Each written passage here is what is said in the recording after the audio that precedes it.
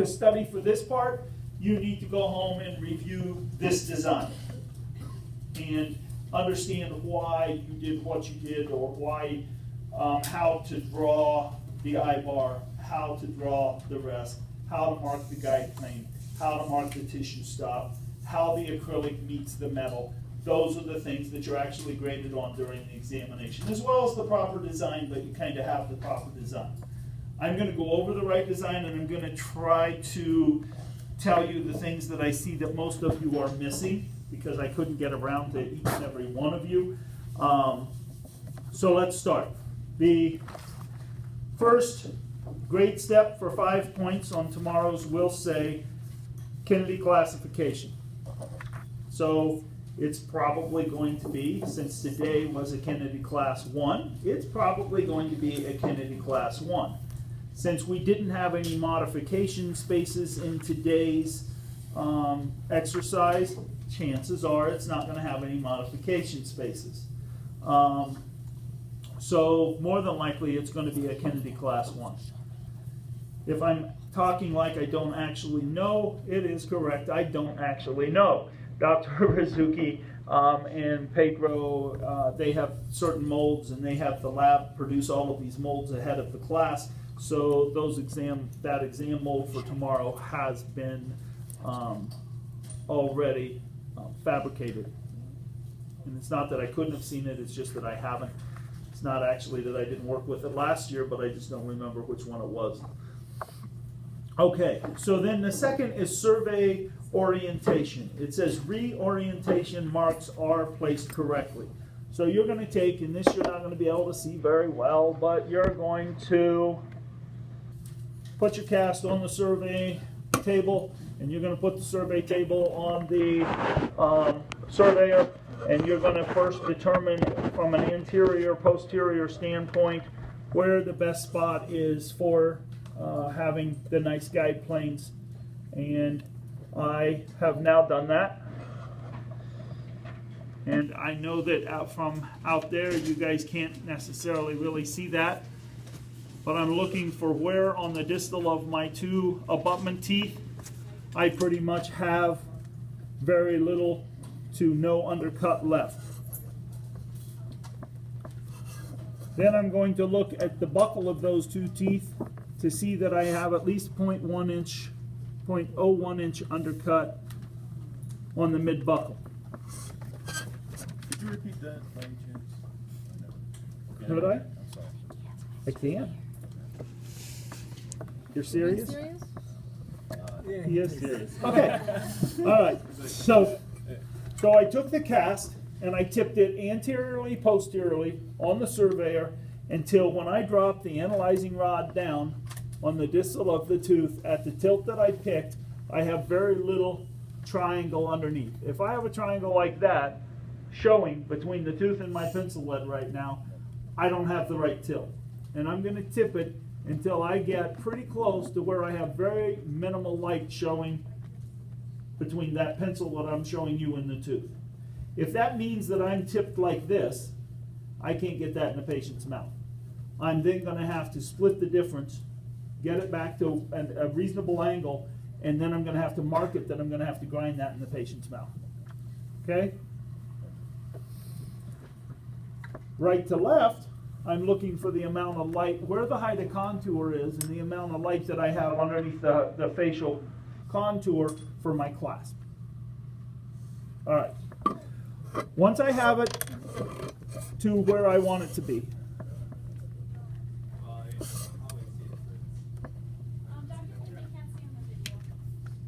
Try to see if I can get it with this one.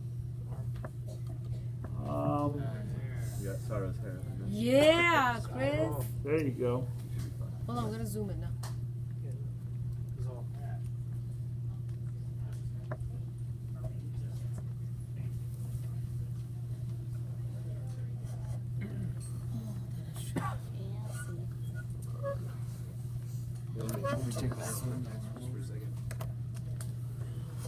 So once I have, I'll just keep talking while you guys are working on it. Once I have the tilt that I want, anterior, posterior, right to left, I've now locked the table into place. Okay? There we go. Okay. So I now lock the table into place. So the second grade step, worth 5 points, says survey orientation. Reorientation marks are correctly placed. In order to do that, I'm going to remove the analyzing rod, and I'm going to place an undercut gauge into the vertical arm. I'm then lowering the arm, and I'm looking for where does it touch the cast, where can I touch a vertical wall in the cast in 3 spots that are far apart, and there I can do it. So since I know I can do it, I'm going to lock the vertical arm in place so this doesn't move up and down anymore. Then I'm going to take those 3 spots and I'm going to make a small scratch, and I'm going to mark it in red. I'm going to make another small scratch, and I'm going to mark it in red. And I'm going to make another small scratch, and I'm going to mark it in red. Dr. Payne, did you ever mention like the minimum distance like allowed? Like what if I went like K9 or something? With these 3 marks, Yeah, like you one. want them spaced as far apart as you can space them for accuracy, and it would be further apart than K9 to K9. You definitely want something in the posterior on each side and something in the anterior.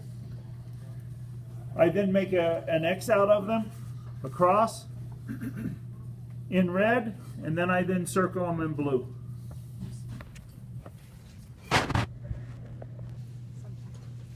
If you were to use this survey line to reorient the cast, the only line that you're going to use is the horizontal red one, the one that you made with the undercut gauge. You're not going to use the others. Okay? That takes care of the second grade step, survey orientation. Third step, to get all the points. You put a pencil lead in. So far, there would be no excuse to not get all the points. There's nothing you can do wrong except not do it. Okay? As long as you do it, I can't even check it for the most part. If you think I can put 75 of these back on a surveyor, it can't happen. If I really question you and you're way out of line on what I'm seeing compared to what everybody else has, I'll throw it back on the survey and check it. Okay? So now I'm going to analyze, or I'm going to put my height of contour marks. Because I know in my mind I'm only going to do these last 2 molars, or 2 premolars, because I'm going to do either a lingual plate or a lingual bar, so I need to know where the height, I need to demonstrate that I know where the height of contour is on the lingual surface of the anterior teeth. The rest of it, I don't really need to do. So I'm going to start here in the premolar region. I lower my pencil line down so it's not going to interfere with anything but touching the tooth. And I'm going to come around. I can move the pencil lead for this part.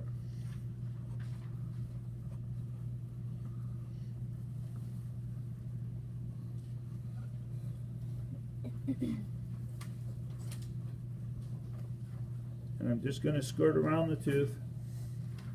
When I get to here, the pencil line is going to be pretty much right at the gingival cuff. But that's okay, because I'm showing that I can put a plate any place I want to because I don't have an undercut up above it. And that's really all I want to do. I want to just show that I knew enough to look there and to make sure it wasn't going to interfere.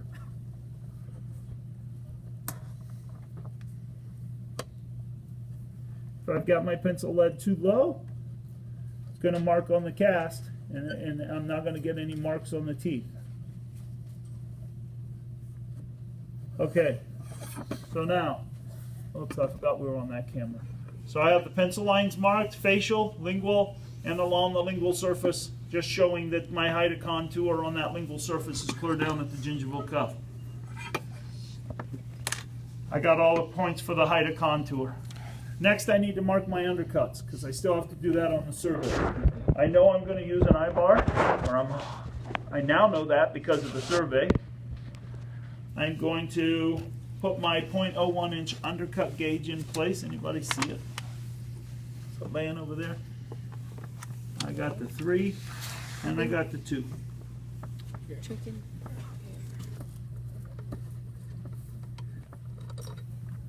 Nope.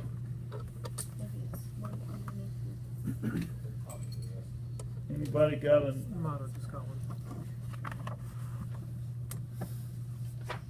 I'm going to put the undercut gauge in. And you know, you can have that sheet out just like I do. I want my eye bar to be mid-buckle on the most distal tooth. It can be slightly mesial. It cannot be distal to that height of contour. So I'm going to place it the undercut gauge mid-buckle. I'm going to put it down low enough that it's only touching at the height of contour. And I'm going to pull it up until the little 0.01 inch measuring device on the bottom touches the tooth. Going to wiggle it just a little bit to make myself a little scratch. And then I'm going to take and I'm going to mark just a very slight red dot. I want it to be enough that the instructor can see it, but I don't want this huge monstrous line all the way across, because I'm marking a fine point. I'm marking one place that it is 0.01 inch undercut. And it should be right under the... It should be underneath the height of contour. So the shaft is actually touching, it's just the little blade there that you pull up to where it touches. Correct. Okay. So it's making contact with the height of contour the whole time. Yes. Okay.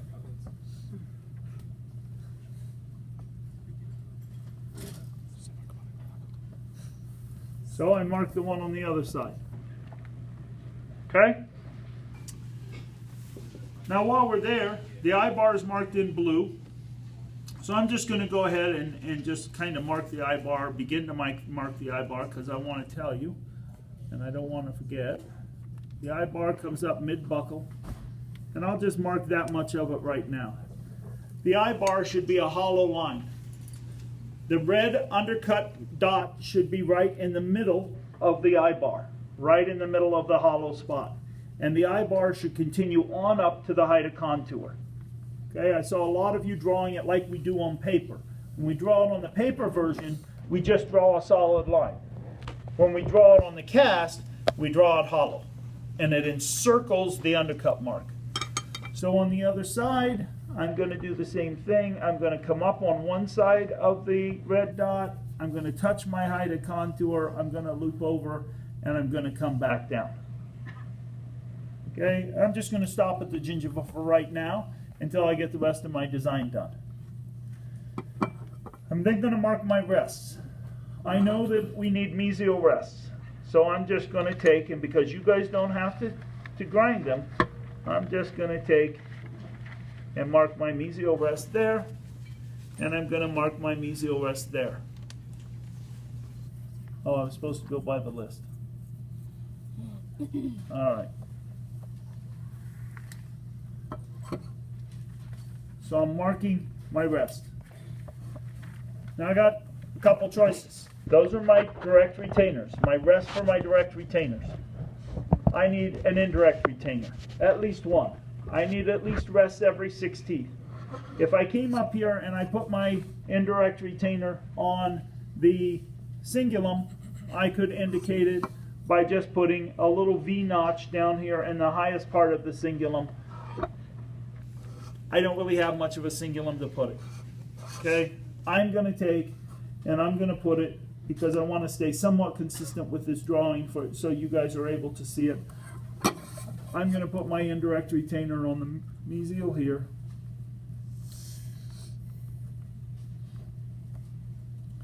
And I'm going to put my indirect retainer on the mesial here.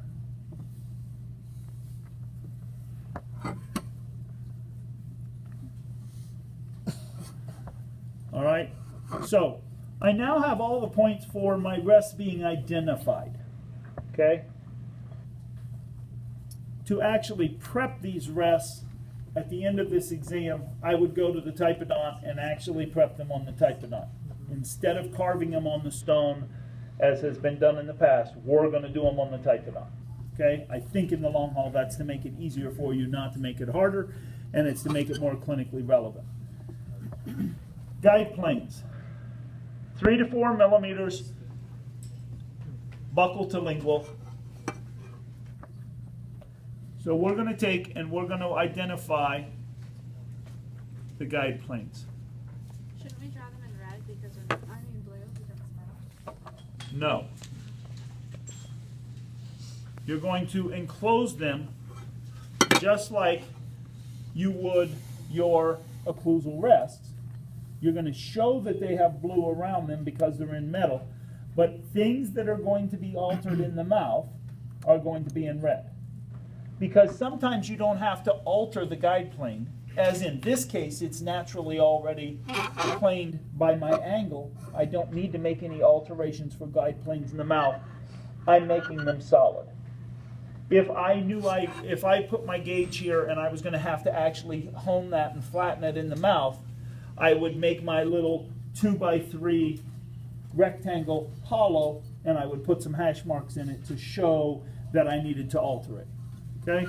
But you do need to identify the guide plane on both sides.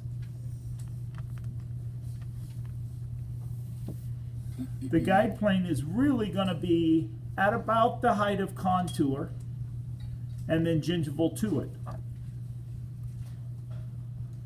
there any dimensions you want us to draw that at? 3 to 4 millimeters in width. And about 2 to 3 millimeters gingival occlusively. Okay? But they've got to be on there. Most of you did not have them on there today as we were going. So make sure that you identify in red something to indicate the guide planes. So you don't bring it up to the marginal ridge?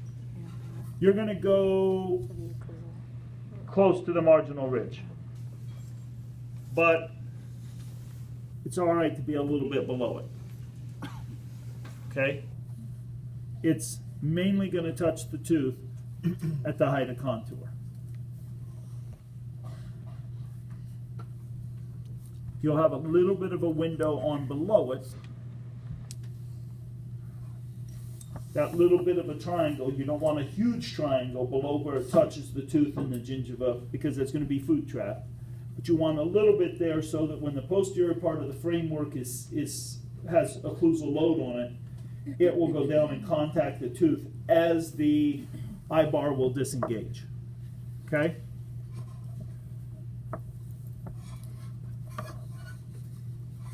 All right. So the guide planes are now identified, so I just got all those points. You want those guide planes basically right in front of the crest of the ridge. Okay?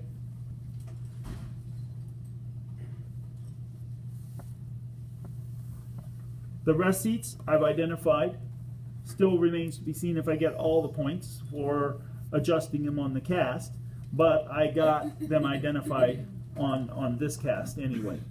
All right, so now we have to draw our design.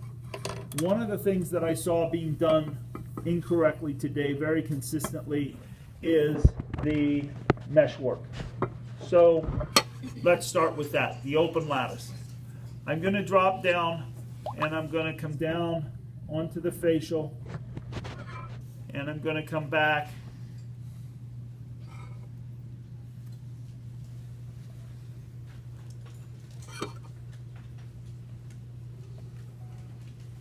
and I'm making my open lattice. I'm going to go over the crest of the ridge. I'm going to go down on the inside a little bit, a little ways, maybe 3 millimeters over the crest of the ridge.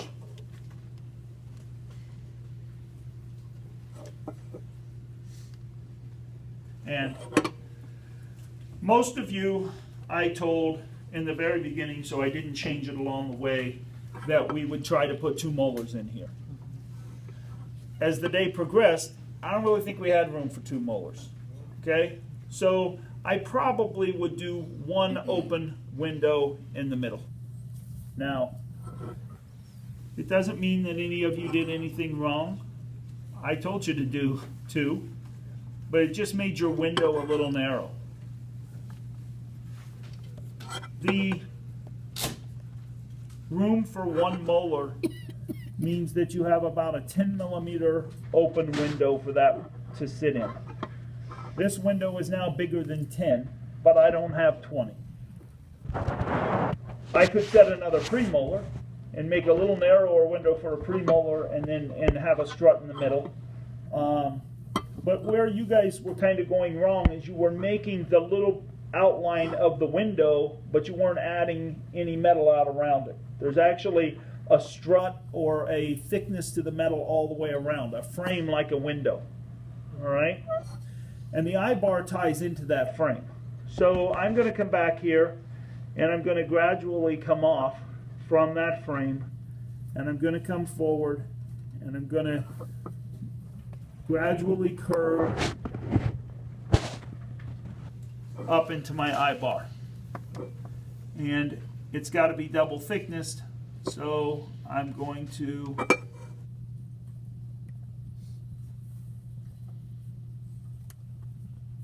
curve into my eye bar. Now, I hate sketchy drawings, so how about someone grabbing me their Cleoid, small Cleoid? Anything close? Got it.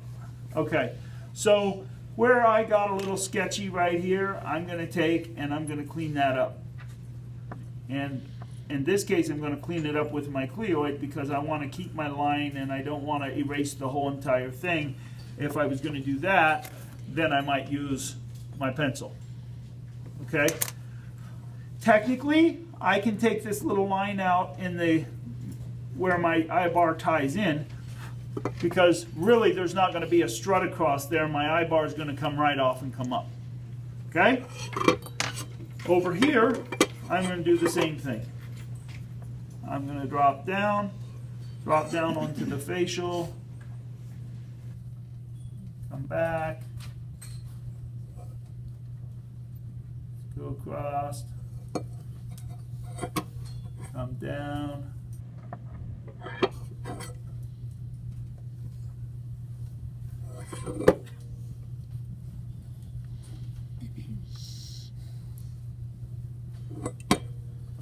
gonna put my window in here, so I have open area for the acrylic and room for the tooth.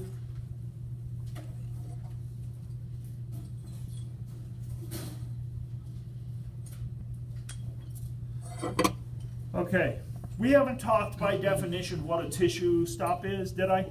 Well, we talked about when they pack the acrylic, though, I don't want it to distort the posterior part of the framework. So there's a spot that we have to be indicating right here. It's a solid little pad of metal, and that's your tissue stop. Do you need that in all of ours or just in You class need that one? in any class 1 and any class 2. If you have 2 windows, is it only in the distal window? Yes. If you have 2 windows because you're setting 2 teeth, or 3 windows because you're setting 3 teeth, it's only in the posterior one. It's going to go right at the tail end of the framework. The dimensions are 2 by 2. Bruce, are there any dimensions for tissue stop? They're not 2 by 2. Probably more 1 by 1. 1 by 1. Something like that. It's just a small little area that it's going to touch. All right. Now we got this eye bar to draw.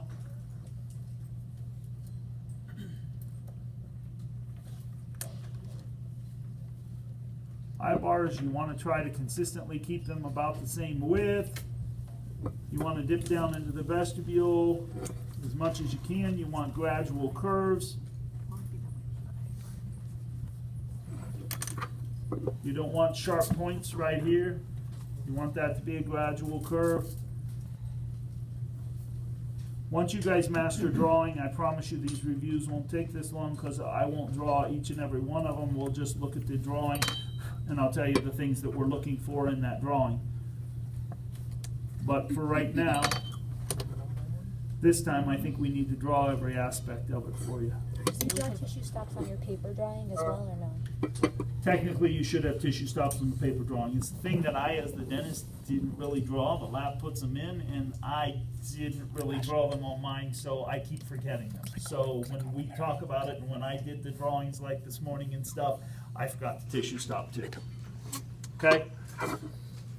Now that I've done that, I'm going to take and put my acrylic in so I don't forget it. When you draw acrylic, the acrylic's going to come. And I'm not going to draw the acrylic yet. Skip that. Okay, I'm gonna draw my plate next. Depends on whether I want to do a lingual plate or a lingual bar. Dr. Smith did a lingual bar. So there was Dr. Smith's framework. All right, nothing wrong with it. Here's Dr. Smith's drawing.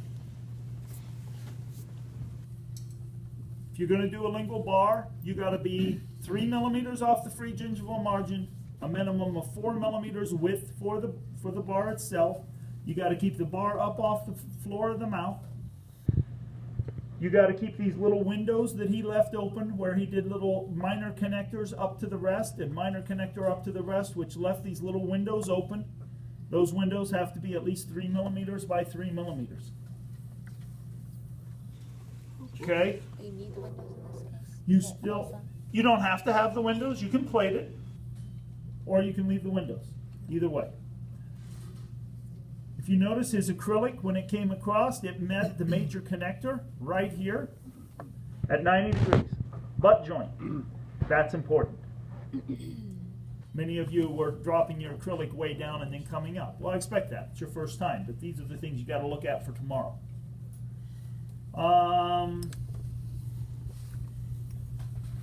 These struts, when they come up, they, again, 3 by 3 window, cross the tissue at a 90-degree angle, come up and enclose the rest and come back down.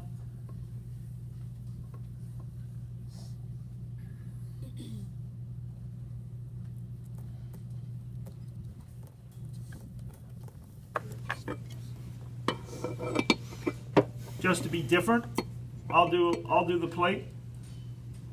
Because you've got this one, you can take a look at this one. I will now leave it out. I just didn't want to leave it out at the beginning of the day because I wanted you to think about what you were drawing and hopefully learn more from there. I'm going to start right here at this rest. And I'm going to come down and I'm going to, a plate should have a nice little swoop to it. Okay? It should come down and it should come back up to the contact, and then it should come down to the cingulum and it should come back up. Draw it straight across. I'm not going to like it. It's going to be more uncomfortable for the patient, and we're going to tell you that you didn't do it the way you were supposed to.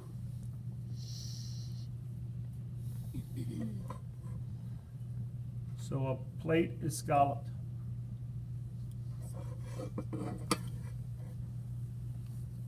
Scalloped potatoes, that sounds really good. Who's fixing me dinner tonight? Costco has it. Maybe Costco. I see how much you love me. It's all right, I love you as much. Okay. Even though I put a plate up here, I still could drop down and do little struts here if I wanted to. I can come down and leave my little window, 3 millimeters by 3 millimeters. And go back up. I don't have, or I can plate this too. If I plate it, then I come across at the height of contour. We just draw a blue line on top of the black. You do a blue line right on top of the black. Exactly. Some way, I then have to get up to here and come into this rest. In the air, right? What's that? You're doing that in the air, kind of. What do you mean in the air? Like, are you drawing hard plating that with this? The 2 premolars, since there's a space in between.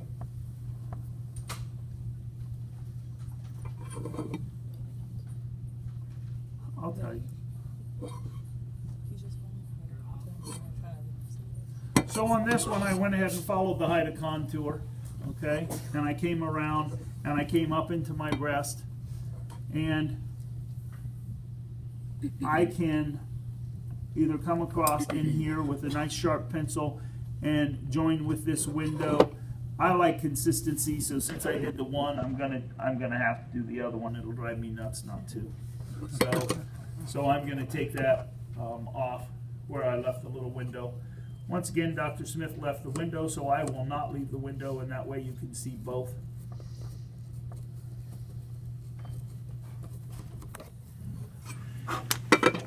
Okay. I'm I'm going to drop straight down here because that's where my plate's going to end. I'm going to drop straight down here again because that's where my plate's going to end. I'm going to join the two.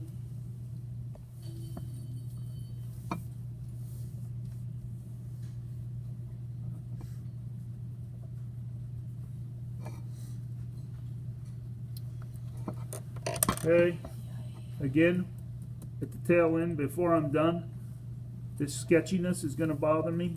So I'm going to come in here and I'm going to lightly clean that up. Depends on whether you want an A or a B.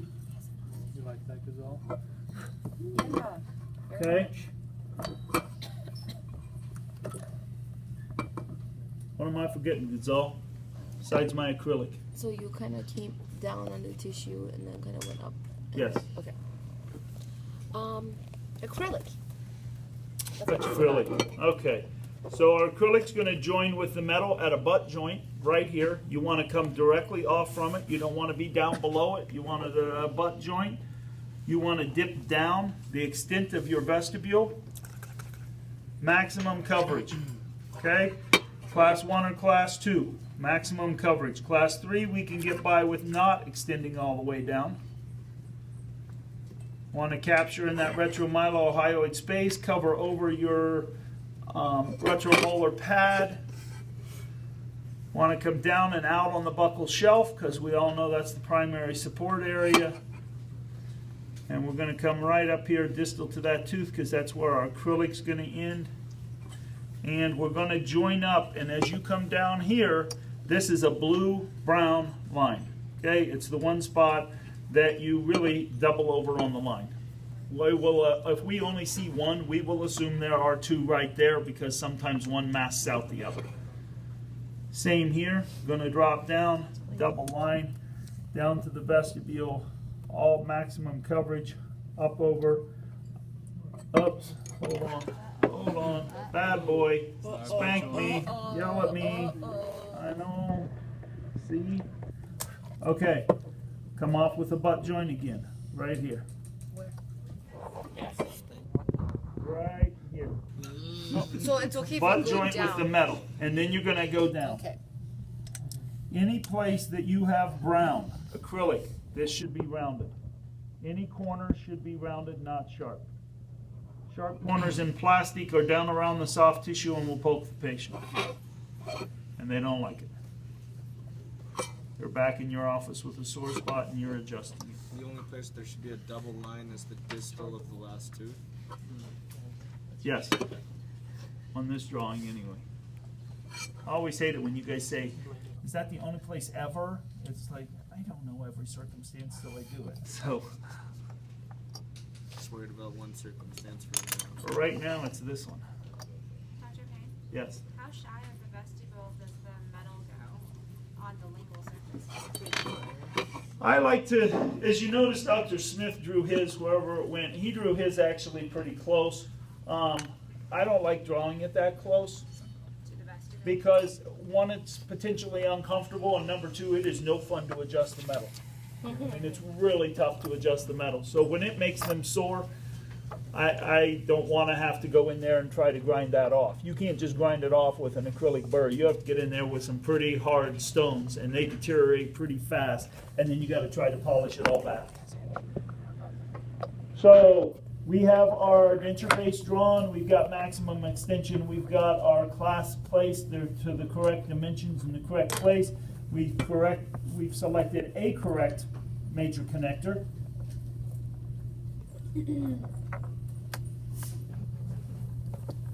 A little sketchy, meaning that some of the lines are a little shaky. That's because I'm 55 years old and losing it. So I wish I was 42. But I would go back because of that and just clean up the lines. Scrape on the lines a little bit. What are the dimensions of the eyebar? 1 by 1? Well, there's no dimension as far as we like you to draw the eyebar about, I'm going to say 1.5 millimeters in width as far as your drawing goes. But there's really only one dimension because the length it needs to come down, go fairly far down into the vestibule, be a nice curve in this region, and then taper back up and tie into your open lattice. So it depends on how much vestibule there is to dip into. It depends on how much extension we have back here. We just want that nice gradual curve. What about tissue stop? Oh, you're back there. Okay. Yeah, Dr. Smith drew his tissue stops external and left them hollow. Do you like them any certain way? Does it matter? No. He's going to put them wherever he wants to anyway. Yeah, and when you're doing a lattice work like that, there's probably actually going to be right underneath the lattice On the inside. on the inside. Yeah. More like that. Yes. No, they'd be directly underneath the lattice work. I got you. Yeah. I got you. So they wouldn't actually show in the They drawing wouldn't anyway. show in the drawing. I do have a question because Okay. when they were doing, that relates to all this, I think, when we were working with You want the mic? path, no, you Okay. can just repeat it, path of insertion. So are there limits in terms of how far we can tilt the table or the cast? How many want to Anterior, answer that? posterior? Did I answer that? Did you? Yeah, you said you can't have it too close, otherwise you can't place it. Yours too much. I didn't, Yeah. I'm sorry, because I didn't. Oh, no, I wasn't picking on you. I was picking on Yeah. whoever asked you that question. It was in the first lecture we talked about, and I know that was a long time ago, and now that you have it in your hands, it makes a whole lot more sense. But the tip of the table is going to mimic the path that partial is going to go in and out of the patient's mouth. So you can't have an extreme tip or you'll never get it into their mouth. So if it's tipped anterior posteriorly so much that you can't clear the maxillary teeth to get it into the mouth, then you definitely have tipped it too far.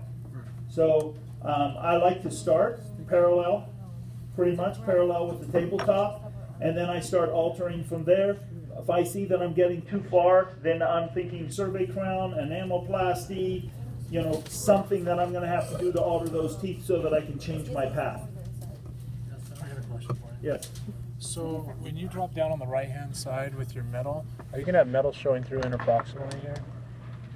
From the facial aspect on the right side. So see how you don't do the. That's not yours. Sorry, on yours. So you didn't drop down with the windows here on the back side. So your metal's not going down to the crest of bone, right? Is the metal carrying straight across to where it hits the other tooth, or does it drop down to the crest of bone interproximally? It can do either one. So which did you draw? On this one, Yeah. on the second one, I drew it to drop down to the crest of the bone. Between the first and the second? But it actually crosses Oh, on okay, the I can bone. see that now. Okay? I couldn't see that. So that one's not going to show. Okay. On this one, Between I went canine between, and first so it premolar. actually potentially could show. Okay. So I drew it either way. So you I drew it both are you ways. going to be critical on that when you're grading on? You can do it Choose either to way. do it? Okay. I mean, either way is acceptable because I haven't met your patient. Your patient may not care whether it shows or whether it doesn't show. Would it be a really bad food trap though if you left it? To leave it open, Like if you not if you leave it open, if you left it high at like that the metal is there, but food could still get in there from the. Yeah, It's- so the way you I don't think it's going to get in there any more than if you leave it open and hoping that it passes all the way through. It's probably still going to get caught in there like a piece of corn or like a stringy meat in an open contact. It's probably still going to get caught. I mean, when you have an opening after doing a filling and you've left it open, you can get floss passes freely. You can kind of see through, but it still catches everything. So is there something you would do in preparation before actually building a partial for that person? Because they're rotated? Yeah, and because there's a big gap between their teeth. Well, I mean, number one, I would always talk to the patient about ortho and closing the gap first, if that was a concern. 9 times out of 10, they're going to tell you they don't really care about the gap. The second thing would be if there was